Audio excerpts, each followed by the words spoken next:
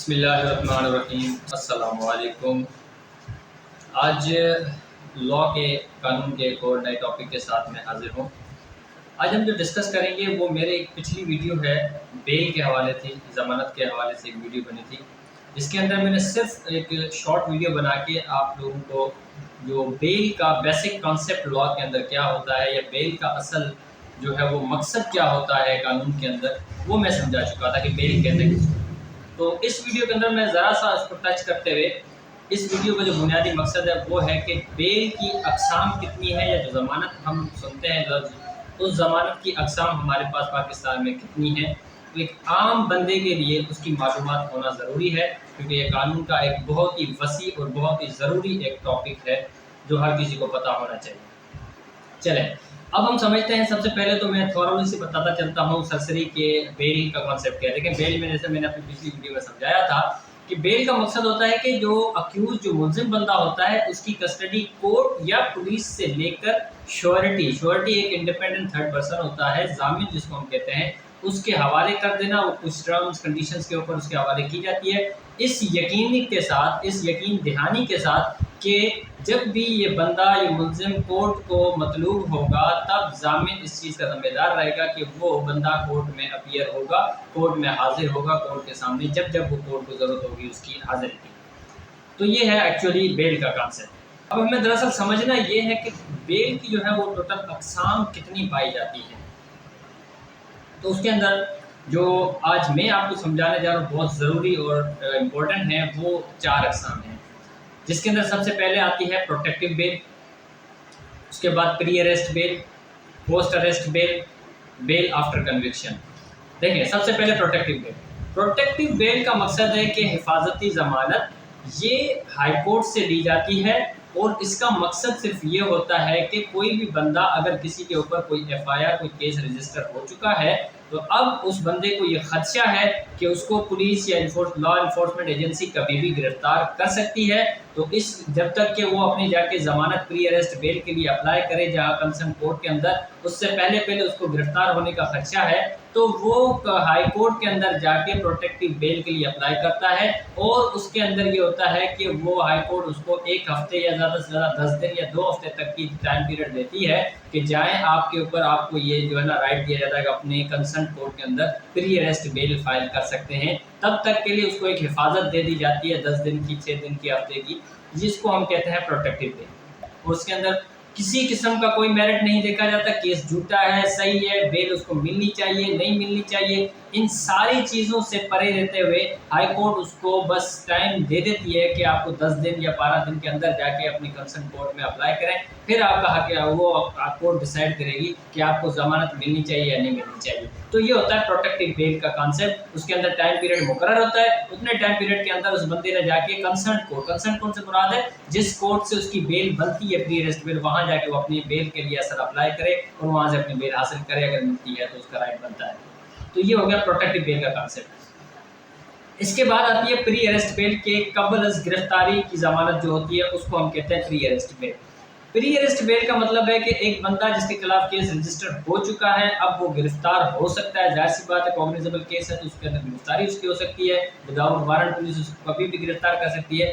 तो इंसान उससे पहले ही जाके मुल्ज़िम कोर्ट में अप्लाई करके अपनी गिरफ्तारी से रोक सकता है और ज़मानत ले सकता है। उसको हम कहते हैं प्री अरेस्ट बेल।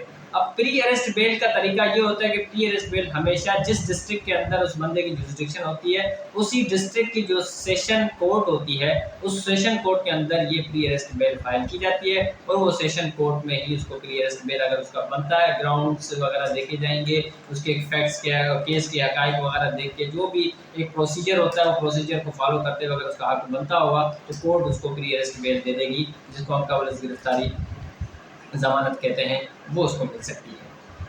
अगर प्री अरेस्ट बेल उसको सेशन कोर्ट से नहीं मिली है, तो अब वो बंदा वापस हाई कोर्ट में प्री अरेस्ट बेल भी फाइल कर सकता है अपनी, और वहाँ से भी अपनी जाके प्री अरेस्ट बेल ले सकता है। लेकिन नीचे सतह से उसको स्टार्ट करना है, पहले उसको सेशन कोर्ट में अप्लाई करना होगा। सेशन कोर्ट से अगर उसकी प्री अरेस्ट बेल डिसमिस होती है तो फिर वो हाई कोर्ट जा सकता है, डायरेक्ट हाई कोर्ट में प्री अरेस्ट बेल फाइल नहीं कर सकता अमूमन।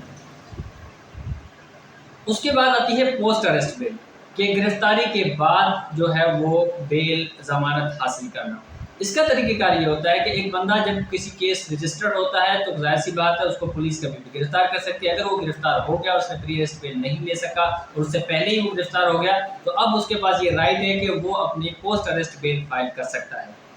पोस्ट अरेस्ट बेल जो वो फाइल करेगा, तो ये जो फाइल बेल है ये हमेशा ट्रायल कोर्ट के अंदर फाइल होती है, यानी कि जिस कोर्ट के अंदर उसका केस चलना होता है उसी कोर्ट के अंदर ये फाइल की जा सकती है। तो अब चाहे वो मैजिस्ट्रेट कोर्ट है, अगर वो केस मैजिस्ट्रेट कोर्ट में चलना है तो वो मैजिस्ट्रेट में जाके बेल फाइल करेगा अपनी पोस्ट अरेस्ट। अगर वो सेशन कोर्ट का केस है तो सेशन कोर्ट में वो पहले फाइल करेगा, अगर फिर वो डायरेक्ट उसके बाद वो हाई कोर्ट तक जा सकता है। अगर वहाँ से डिसमिस होती हुई उसकी आ रही है तो फिर वो हाई कोर्ट तक भी जा सकता है, लेकिन डायरेक्टली वो ना सेशन में जाएगा ना ही डायरेक्टली वो हाई कोर्ट में जा सकता है। तो पोस्ट अरेस्ट बेल का तरीका ये है कि पहले ट्रायल कोर्ट से अप्लाई करना होगा, ट्रायल कोर्ट से आप उससे ऊपर वाली कोर्ट में जाएंगे, फिर उससे ऊपर वाली कोर्ट में। तो ये तरीक़ेकार होता है पोस्ट अरेस्ट बेल का। इसके बाद एक और आखिरी किस्म आता है इसका बेल का, वो है बेल आफ्टर कन्विक्शन, जिसको हम कहते हैं। जो CRPC का सेक्शन है 426 426, जिसके अंदर ये होता है तरीक़ेकार कि अगर किसी बंदे को निचली ट्रायल कोर्ट ने जिसमें उसका केस चला है उसने सज़ा सुना दी, अब वो बंदा अगर अपील में जा रहा है, तो जब वो अपील में जाएगा तो जो अपीलेंट कोर्ट है जिसके अंदर उसने अपील फाइल की है, उसके अंदर वो 426 की दरख्वास्त डालते हुए अपनी एक बेल के लिए भी जो है वो अप्लाई करेगा कि कोर्ट उसको इस जो सज़ा है उसको मुअत्तल करते हुए उसको ज़मानत पे छोड़ दे। इसको हम कहते हैं बेल आफ्टर कन्विक्शन। इसका कॉन्सेप्ट जो है वो 426 के अंदर हमें मिलता है कि जब एक बंदा सज़ा मिली, वो जेल में है, उसके बाद उसने अपील फाइल की, जिस कोर्ट में उसने अपील फाइल की है उसी में ही वो 426 के तहत अपनी ज़मानत के लिए भी एप्लीकेशन डालता है, और उसको जब वो अपनी ज़मानत अगर मिल जाती है तो उसको हम कहते हैं बेल आफ्टर कन्विक्शन, और उसकी सज़ा तब तक के लिए मुअत्तल हो जाती है, वो जेल से बाहर आ जाता है और ज़मानत के ऊपर आ जाता है। ये है 426 का कॉन्सेप्ट, या हम कहते हैं बेल आफ्टर कन्विक्शन का कॉन्सेप्ट। तो इस तरीके से हमने समझ लिया कि एक प्रोटेक्टिव बेल होती है, प्रोटेक्टिव बेल के बाद प्री अरेस्ट बेल होती है, पोस्ट अरेस्ट बेल होती है, और बेल आफ्टर कन्विक्शन।